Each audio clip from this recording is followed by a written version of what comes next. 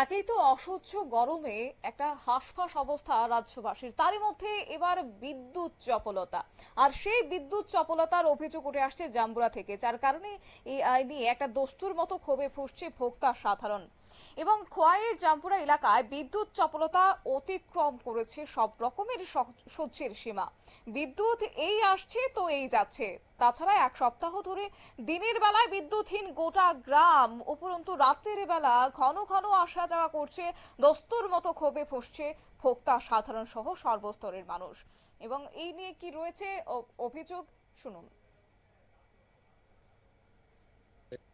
এই না, পোলাপান বাড়ি ঘুমাইতে পারে না, গরমে পোলাপানে ছটফট করে।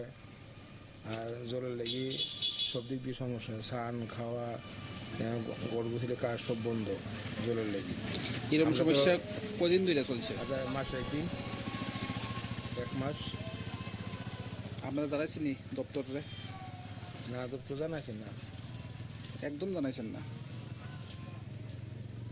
জানা করে না, ফোন করে না, ইয়ে করে না, তো কত জানাইব আমরা পোলাপান তো কদিন পরে করে ফোন করে, ফোন এলাও করে না, তো গাফিলতি করে আইও না তারা।